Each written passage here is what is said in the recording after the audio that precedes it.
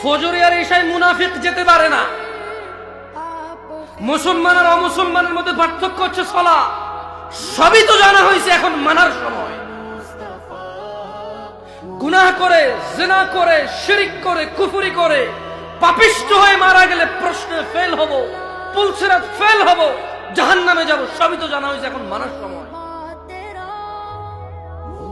প্রত্যেকটা খারাপ কাজ থেকে বিরত হয়ে আল্লাহ সন্তুষ্ট হয়ে এমন কাজ করে যদি পৃথিবী ত্যাগ করতে পারি, মুওয়াহিদ হয়ে, সুন্নি হয়ে, জান্নাত হবেই হবে, এটা জানা হয়ে গেছে। এখন ওই কর্ম করে জান্নাতের উদ্দেশ্যে গমন করার সময়, ওয়াজের সময়। আর কত ওয়াজ, আসরের পর থেকে শুরু হয়নি রাত 1টা। ফকির মিসকিন যে ভিক্ষা করে তার থেকে পর্যন্ত টাকা নিয়ে আপনি নিয়ে আসেন ওয়াজ করার।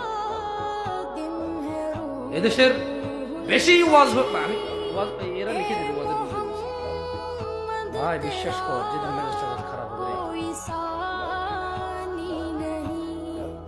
কিছু বলি না, জলে বাস করে কুমিরের সাথে ঝগড়া করা যায় না, তোমার কুমির মারবে, কিছু করার নাই। কিছু বলি না, জলে বাস করে কুমিরের সাথে ঝগড়া করা যায় না। এই দেশে গত 15 বছর শেখ হাসিনা কোনো দোষ কেউ দেখে নাই, কিন্তু এখন যখন সে নাই, এখন সবাই অদ্ভুত। আরে বেটি নাই, দূর থেকে বিচার করবা কার, সে তো নাই। এখন যারা আছে, এখন আবার এদের কেউ দোষ দেখবে না। আবার যখন এরা পালায় যাবে, চলে যাবে, ধ্বংস হবে, লাঞ্ছিত হবে, অপমানিত হবে, আল্লাহর বদদুয়া, আল্লাহর গজবে।